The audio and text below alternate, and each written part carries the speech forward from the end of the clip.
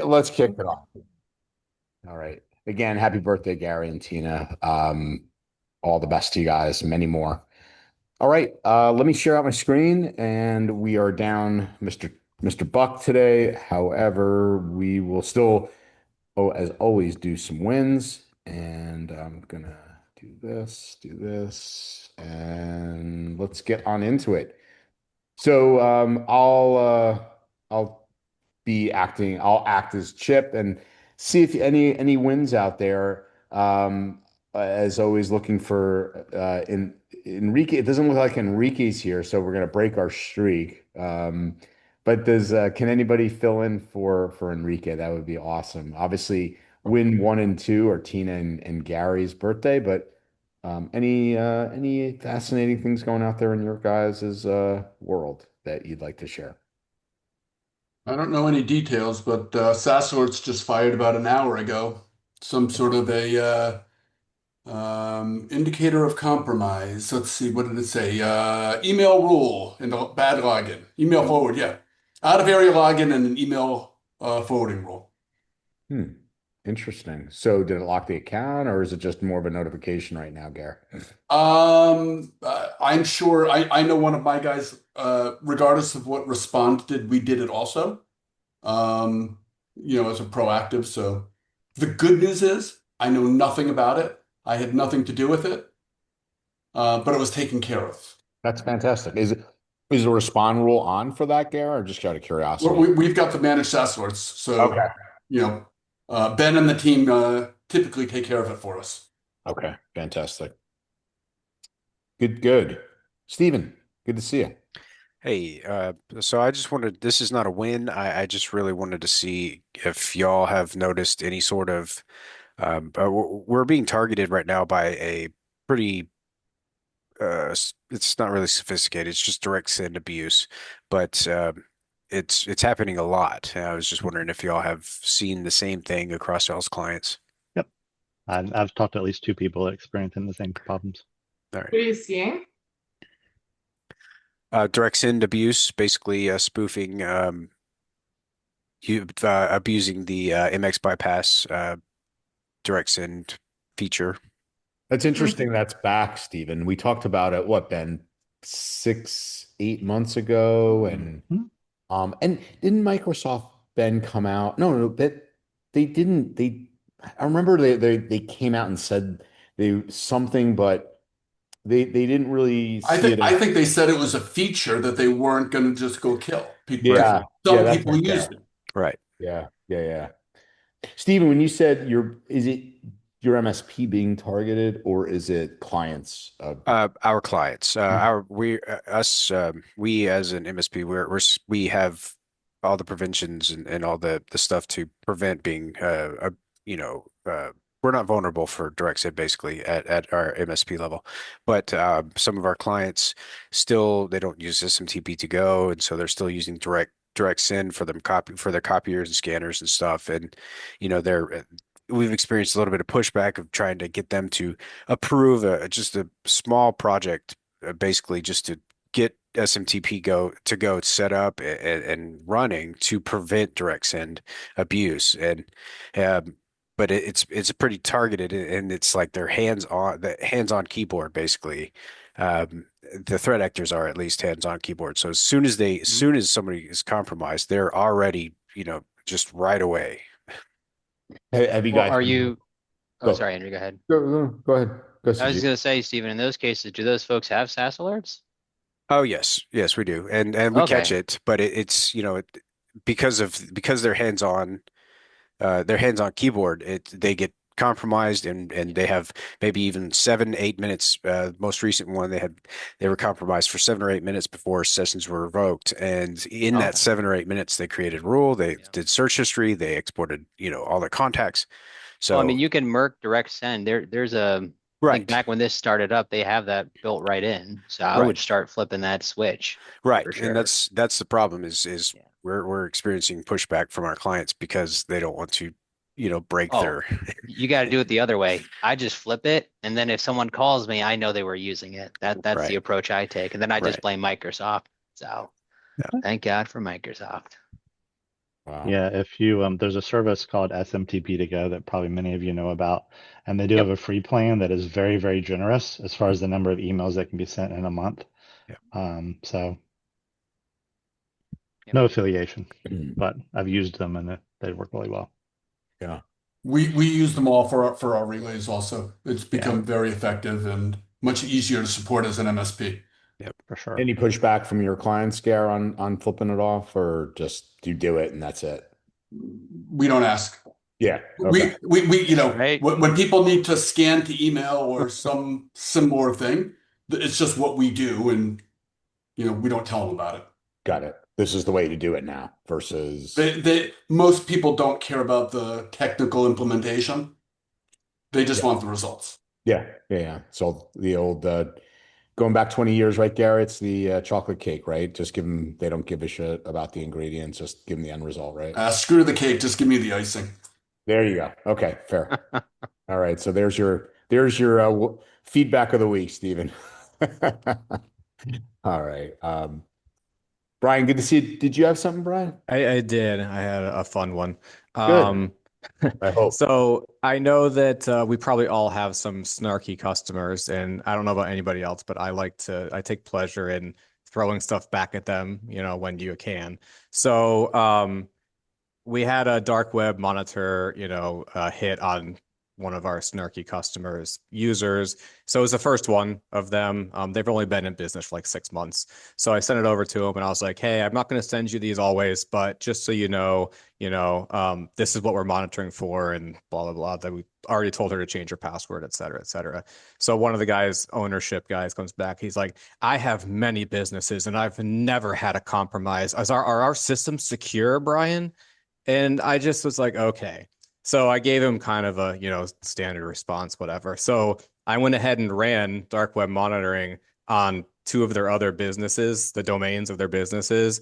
And then just like this morning it was done and everything. So I would send him a report. It was like, here's both of your guys' accounts out in the dark web, from before of these businesses, like this, you just never had anybody monitoring for it before. So I don't know. I thought that was fun. I like to have times like that. Did they respond in any way, No, Brian? they have not responded to that. Yeah. So yeah, Well, I call those wins. I like those. yeah. Yeah, yeah. It's always, everybody's right until they're not, Yeah. right? Yeah. Um, so good. Others. Just going down the list here. Bear with me. So I don't know if this is a win or not, but I've finally gotten some time to do some more threat hunting on our raw data and the data coming in, and found that we can alert off a device code authentication, and I put that IOC on the Discord so that if you haven't disabled it, you can at least detect when it's being used. Got it. Nice. Thanks for that, Ben. Mhm. All right. Let's move on to Mr. Leron, who will be taking Adam's place here. I'll stop the share. Yeah, so this is just I think another request, but a request for if you guys are interested into using our AI agent, if you're going to be at Connect next week, it's going to be prominently featured there, and we want to give you guys first access. I believe that it's not going to be generally available for most people. But since you guys participate on this call, I want to just extend the invitation to let us know in chat here, and we will note it and get you in. The only thing that we asked for is that you give us feedback. And our AI agent currently does three main things. First, it allows you to ask questions of the knowledge base. So, how do I do this? What is fortify? Things like that.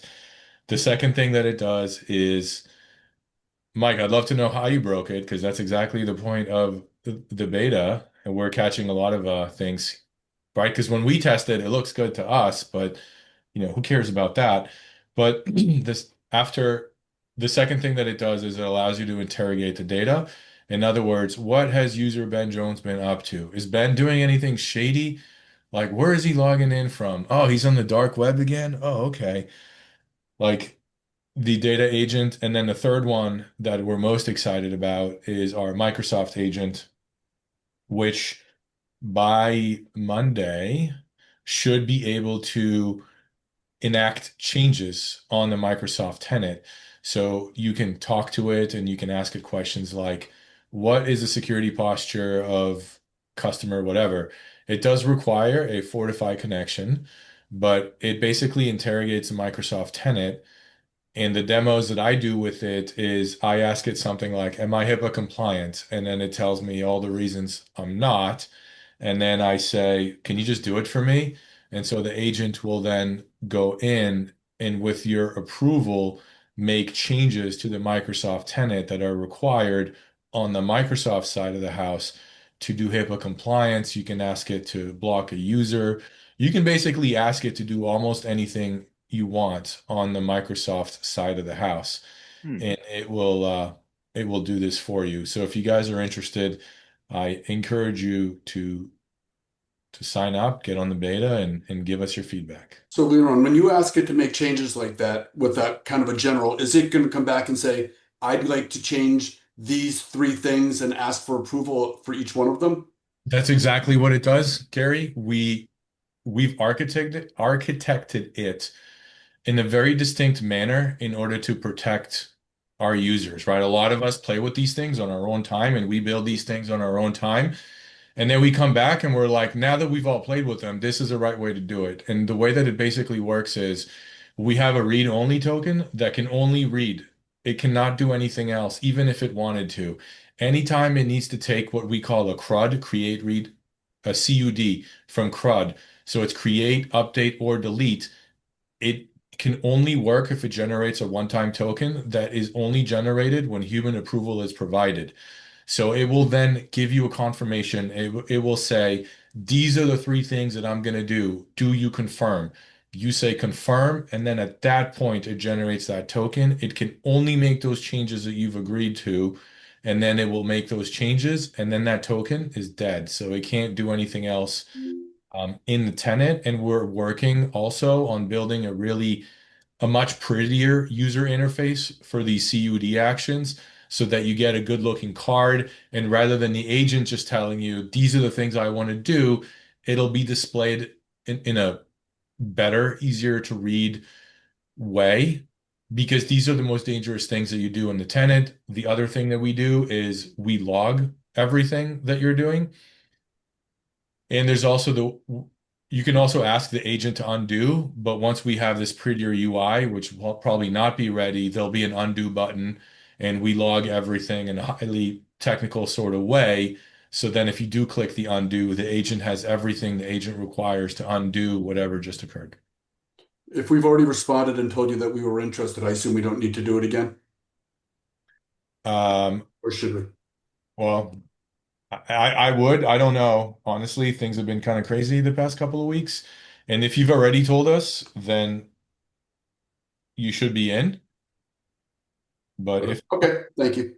Yep. Leron, do you envision it maybe if it's not there already, do you envision maybe in another iteration of change control, change approval? Like if I work for Gary, maybe that, Gary would want, I need, Never. yeah, right. But I need, I need Gary's approval, right? From a change control perspective. And then that would be logged as well, et cetera. because of that, we've only enabled the AI agent for admin users.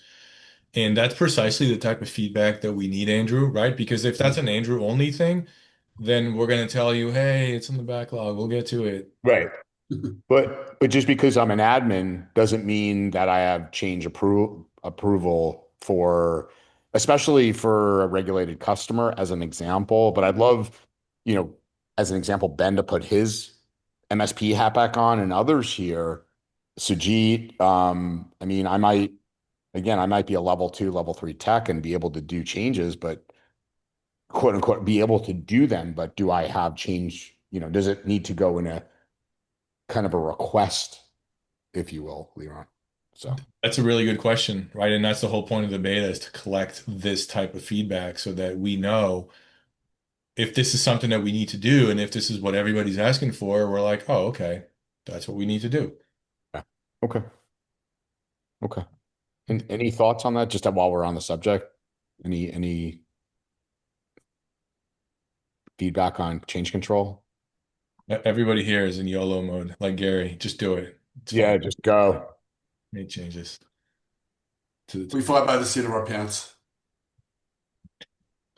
It is going to be at the demo booth next week. If you're going to be at Connect, you will be able to look at it. I will be there as well, looking for as much feedback on this as possible from you guys. Leron, do you have any sessions? I have one session that is being negotiated now as to when it's going to be. I think it's 4/29, which is Wednesday at 11:05 a.m. While everyone is maybe eating, I get to present about SaaS Alerts because none of you guys know what SaaS Alerts is or what it does. So I'll be presenting about that. But then we have the product council as well.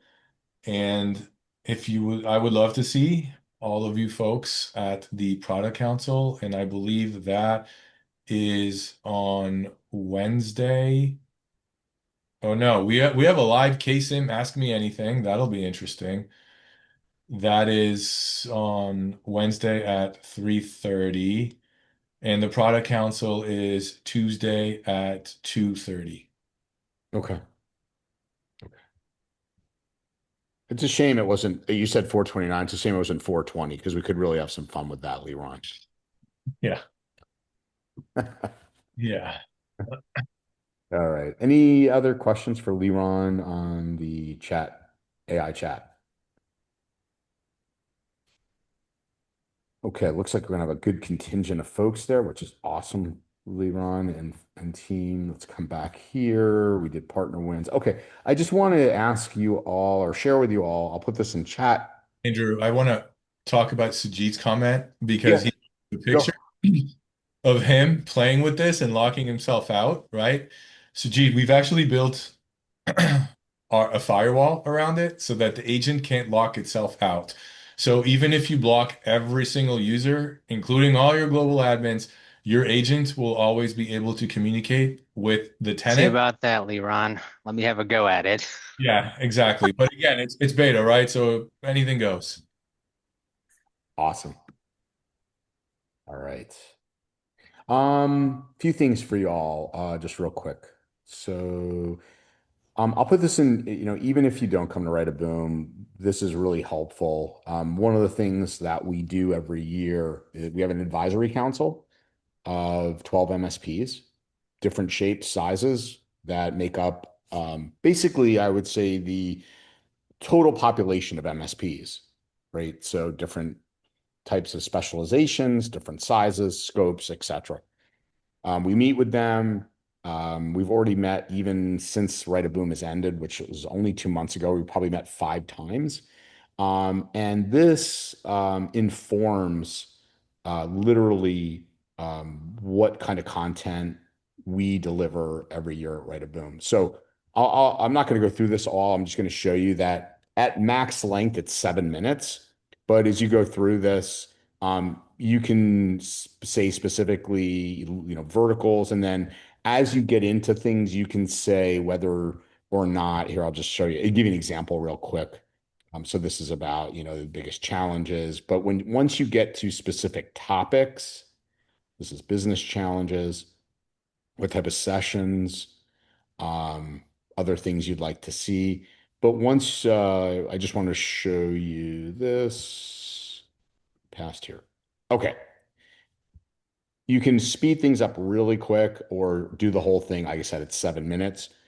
If you're somebody that, is interested in identity sessions, great. You say yes, it gives them to you all. If you're not, you say no, and it skips literally to the next topic, right? Are you interested in supply chain sessions? If yes, great. If not, so I'll put the we'll be sharing this out in the next few weeks, session voting and kind of getting your feedback as the MSP community at large. Will be open for about a month or so.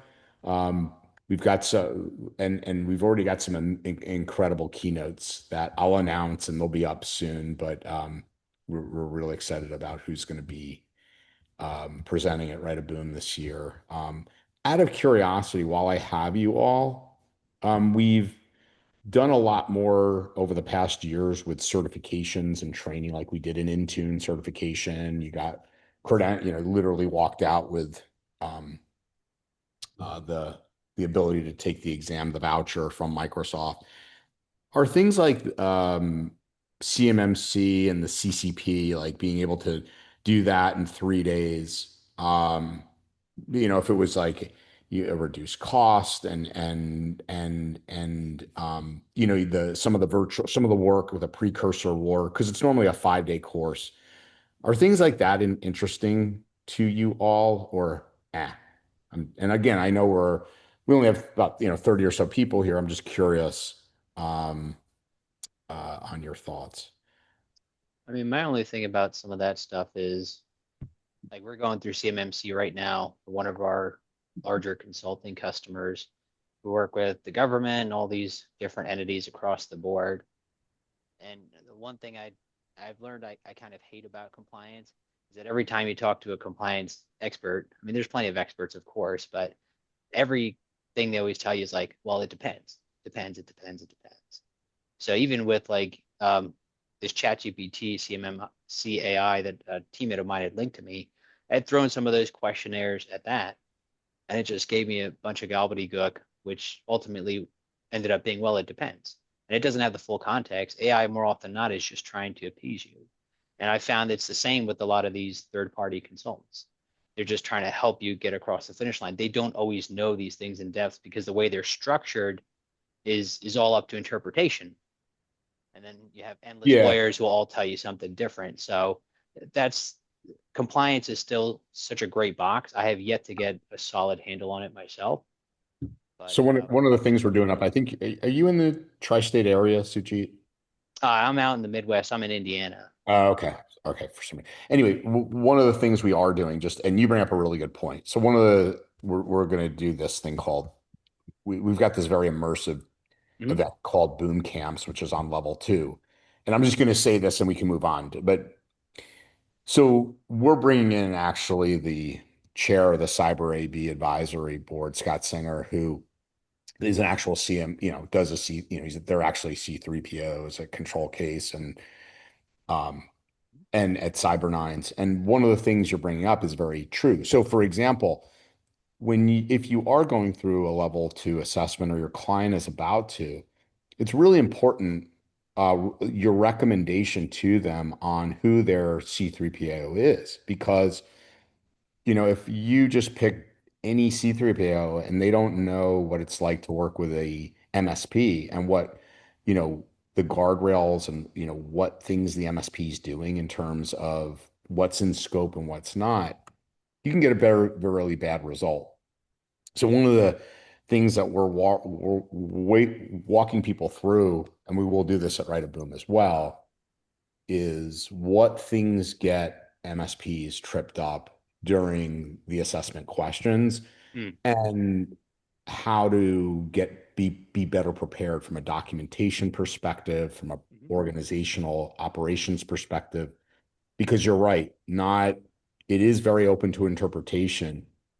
That's why you do want to make sure if you are, obviously, we're talking a group of MSPs here, who you choose and who that customer chooses that strongly affects their outcome.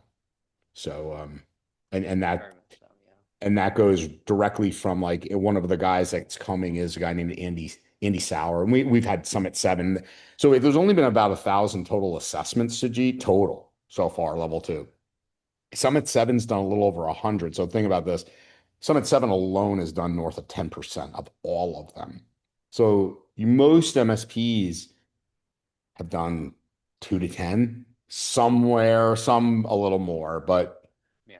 and so what we're finding is and why we're bringing in like Andy Sauer from Sentinel Blue, he's he's been through 22 successful ones, and he's going to go through a lot of the trials and tribulations that you're bringing up because there's a lot of good lessons learned there. So didn't mean to drag that, but appreciate that feedback, Sujit. Thank you for breaking that down, Andrew. Yeah, my pleasure, man. Okay, so just I always have to bring this up week after week. On Hasbro, each week I go and check what's going on with Hasbro. I'm just this is shocking. Still, nothing new. Their site is still down? Yeah, Gary. Yeah. Wow. So there's a portion of it that's up for sure, but their homepage, they're literally like landing at hasbro.com, still looks like this. And you can get to things like careers and company and things like that. I would say the most disheartening part of this, and we talk about this, is communication. Okay, we're at April what, 23rd. This is the extent still of their communication. I'll refresh it just to show you. So in 0.0 updates on, let's just say Sajit, your kid, put in all his information. Well, we don't know, has, your family's information now been shared with a bunch of threat actors because he's, doing some, Dungeons and Dragons online. We don't know anything in terms of um, what potentially has been exfiltrated. Has anything been exfiltrated as a consumer? Do you need to worry? 0.0. So it's, again, just bringing this to everybody's attention about the importance of communication and updates of comms and thinking this through, because I think it's a really bad look. Um, so that's all I will say there. Um, Back here. Okay. As time would have it, we still haven't had Verizon, and I'm wondering if Verizon, because I think they're a little late, as typically they're out by now, and the Verizon DBIR, and you have to wonder, is it because of the Mythos stuff that they're kind of putting the brakes on? And I'm guessing, Ben, I don't know about you, but my guess is the gold standard in threat research that they're probably going to, take a few extra weeks and make sure they have something to say on that. That's my bet. What do you think, Ben? If you're a betting person? Yeah, something unique to say that everybody else isn't already saying that it's already out there. For sure, for sure. Anyway, but I did find Mandiant's, Google, for lack of a better word, and they obviously have a pretty big data set, because this is, if you, as you know now, Google bought Mandiant, which is arguably the biggest, one of, if you could argue, the biggest IR firm, and then they also own Wiz. So for only a cool 32 billion, Liron. So for purchasing Wiz. So I um, always find that fascinating that in less than 3 years you can take a company from 0 to 32 billion. That's pretty much, I think, a record. So I wanted to dig into the Mandiant threat report and kind of walk through it with you a little bit. I'll be showing you some stuff in it as well. It's a pre and by the way, I'll also, hold on. Did I have it right here? Yes, I do. Let me just put the URL for any of you that are interested. It's really well done, as I would imagine most of us would think with their team. Oh, someone already beat me to the punch. Thanks, Ben. Gotcha, Drew. Appreciate it. Okay. Um, so in the threat report, getting out of the gate, I wanted to kind of walk through and talk targets by industry. We sit in the third position as far as MSPs go. There is mention, as we'll get to, of, RMM being still one of the, you know, strong living off the land, things that the threat actors are doing. And again, if you think about it, Mandiant's going to be mainly a little bit slanted toward, or I shouldn't say a little, probably a lot slanted toward enterprise, but it does give us again, a sense of I like these perspectives of the different size and scopes of reporting. High tech to me makes a lot of sense. Supply chain, we've seen a ton of that already. And obviously financial services and healthcare. So to me, not a shock here, but again, highlighting that we as an industry are not out of the crosshairs and we are right up in the top as far as organizations that are targeted. Interestingly, I and I don't mean to laugh at this, but you can see, from a financial standpoint, not too much interest in nonprofits, right? In terms of, granted, yes, there are, municipalities and things like that, and things that are targeted, but they certainly don't care much about them relatively. Um, as far as they call it, the infection vector versus, initial access, this is what their terms are.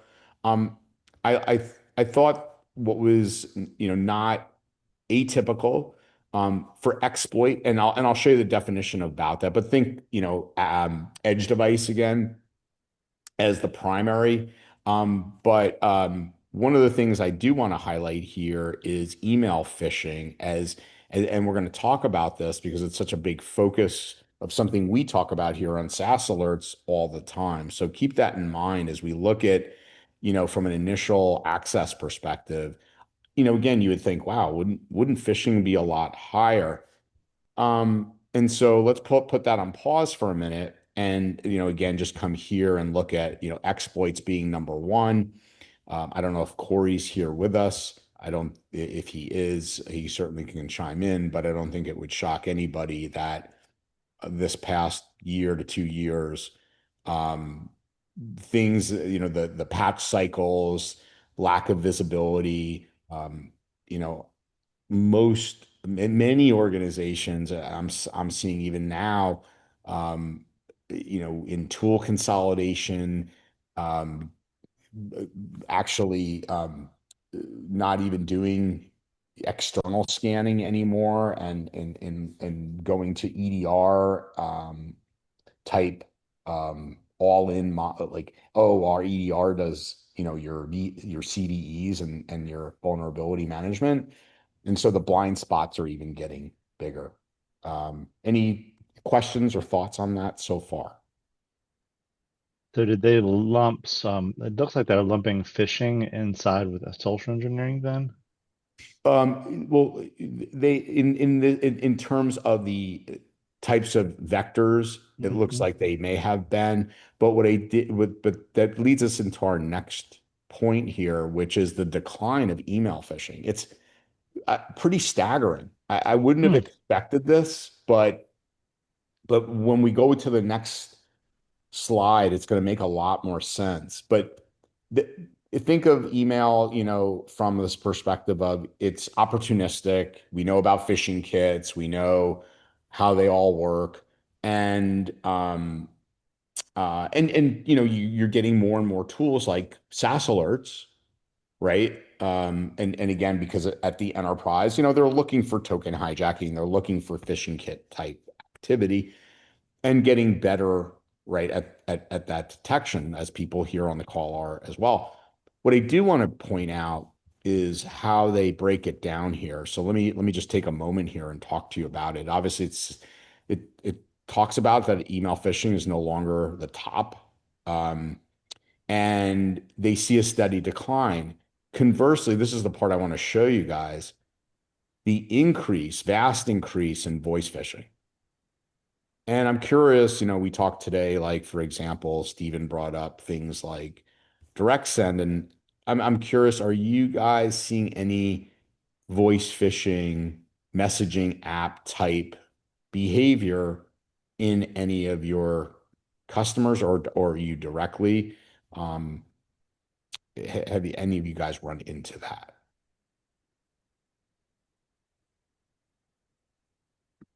No? Okay. So typically, if you haven't, that's great. What we know typically is things flow from enterprise downward. So as we get better at certain types of detection, we see the threat actors shift, and that's what we're seeing actively here, at enterprise level. And then again, something else we've seen a lot of is, getting somebody to give credentials and then use legitimate SaaS applications here. Lastly, we've talked about this before. And again, this is something that I highly encourage you guys to think about from a process perspective and how you're talking to your customers and internally with your team. But, again, help desks have been, acting as the help desk, calling your customers as the help desk, continue to be a top target or top um, tactic, rather. So. Ben, does that help a little bit? Yeah, it's kind of not surprising. I mean, I was saying in chat that you can pretty much spoof any phone number that you want, and with deepfake, you can make your voice sound like anybody you want to. So it's not surprising that's on an uptick. I would assume that's probably happening with a lot with scams and everything.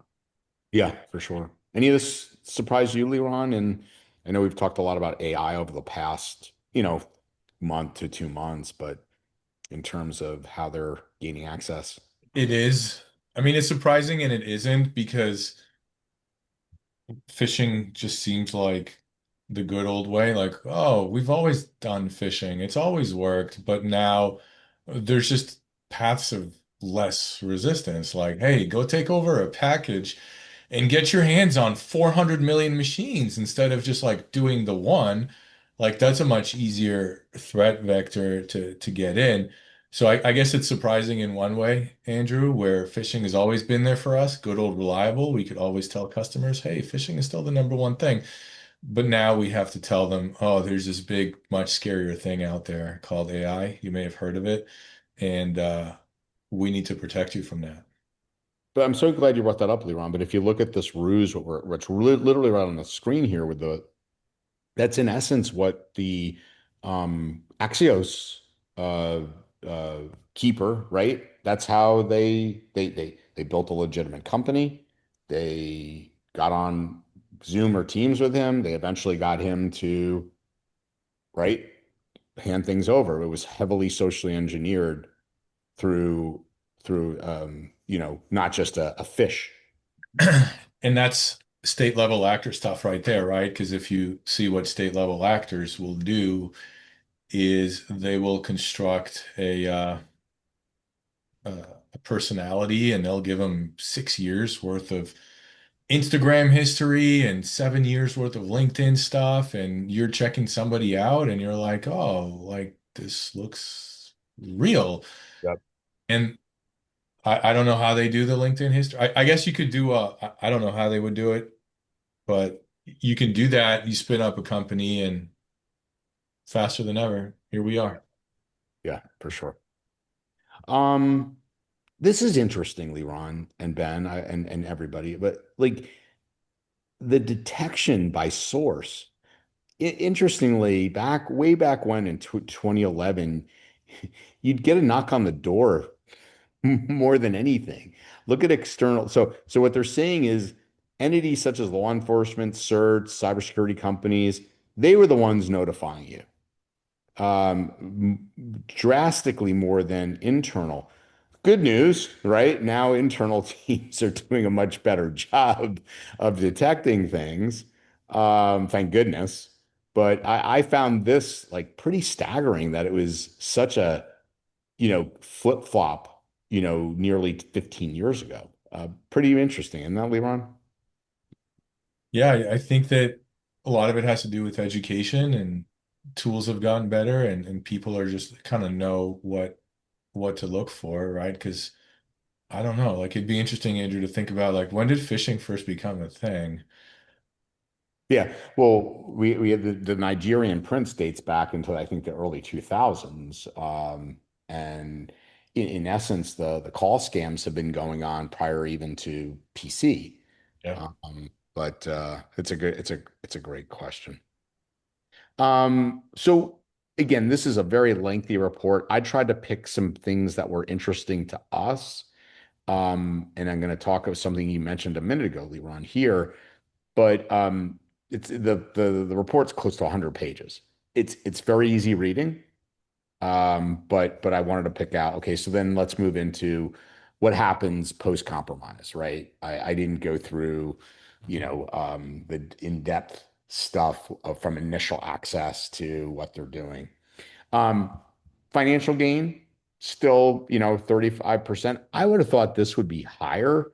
But it is what it is. The one thing that did stand out to me, and we're going to also look at this by industry, was what you were talking about with nation states, Leron, like taking the time to pose as legitimate things, whether it's standing up a company with the Axios or whether it's, you know, creating multiple personas and credentials that would indicate this is an actual person that you would consider hiring.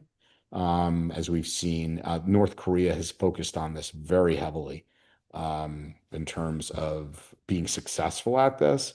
So, Yeah, go ahead. ever share the story of how we interviewed an engineer who did not fit the bill, right? We looked at his Twitter and there was nothing. We looked at his LinkedIn, there was nothing. He went to Howard University, which is historically black college, and did not have any pictures or just like anything. Like it just did not fit the profile. And I don't typically get like feelings about people like this, but my general feeling with him was like the resume just does not add up. And we, for that reason, did not proceed with the hire because we felt like there is a non-zero chance that we are talking to a potential North Korean agent right now. Wow. Wow. Good for you guys to be have your spidey senses up on that. Has anybody else? And the reason, I'm going to show something, then please chime in if you have. I'm going to come back to the other, but it talks about insider threat and going back to North Korea, but it talks about organizations it's targeting, and again, it's targeting us, right? And technology over here, which is Leron at SaaS Alerts. Have you guys had any suspicious interviews? I'm curious. Oh, there's Chip. What's up, Chip? They let you out. You're on mute. Oh, maybe he's on. Yeah, so I was pulled into, I mean, actually, it's a whole working group that I have to participate in scheduled Thursdays at 1 o'clock for the rest of the year for a repeated meeting. Today was the first one, and I said, guys, you got to move it. Like this, I'm not giving up the Thursday call. So, but I had to handle that one and just get things off the ground. So there you go. So what are you asking about here? Yeah, Was I'm just. Leron just talking about hiring a North Korean? I like flipped in and heard him say he thinks he hired a North Korean. Yeah, Yeah, he did. if you would really like him, he's a really nice guy. Yeah. We gave him your social and everything. Don't worry, Chip. Oh, they already have it. That's, I'm not worried about that. Okay. Yeah, so we were just talking about this is the Mandiant threat report, Chip, that's out. When we were talking about what we're on right now is specifically the target, how North Korea is targeting uh, getting hired and Yeah. specifically, Yep. technology companies and then business and professional services where MSPs fall. So I was just curious, has anybody on the call, Leron shared a story, but Of us. yeah, of you guys. Yeah. I was curious if any of the MSPs have had any Does, interviews with people that does, were. does this mean anything to anybody on the call? What I'm doing right now? Is that Spock? No, Andrew, hold up 3 fingers. Can you hold up 3 fingers, please? Yeah. Okay. Nobody gets that? So there was a great video posted on, I believe it was X, it may have been Reddit, of a guy who posted a live interview that he did, and he suspected that he was talking to an AI generated image person, in real time. And because the guy was answering questions really well, but again, stuff just didn't match up for him. So he asked it to hold up three fingers because he wanted to see how it would generate that motion, and the AI wouldn't do it.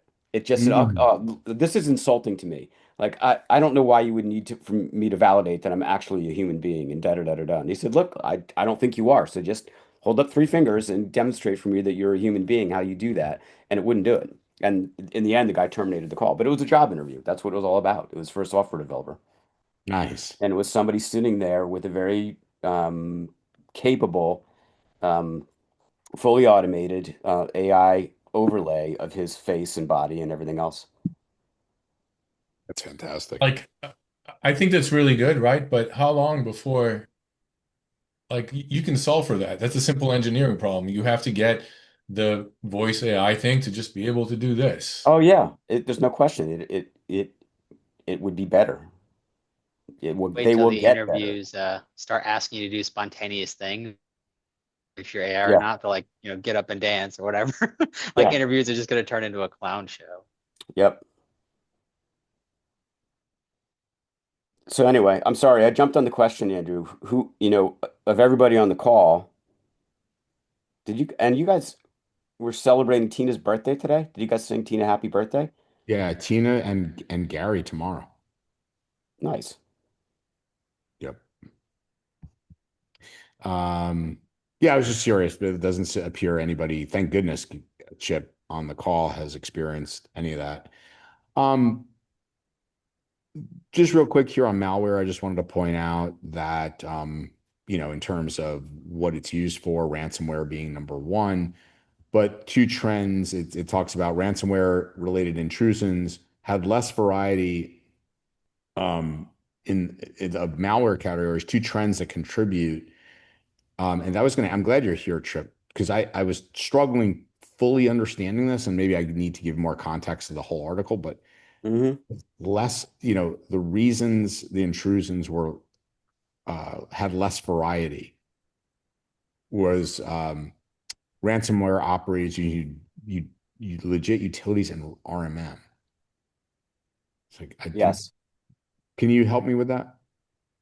Um, yeah, unfortunately, it's an ongoing problem across the whole industry that a malicious operator can can pose as a legitimate prospect interested in acquiring an RMM tool, get access to the agent for test use in their own environment. This isn't specific to any company.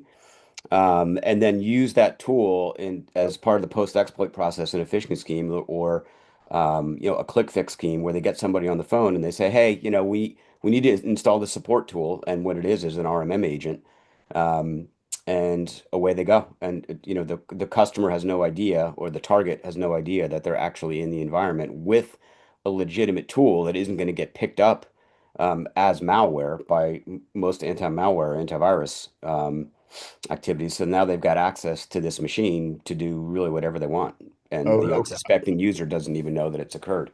Okay, so they're considering that as a type of intrusion, but not putting it as malware. Is that Yeah, is that it's using legitimate software to take operational control of somebody of a target's physical device. They're using an RMM agent.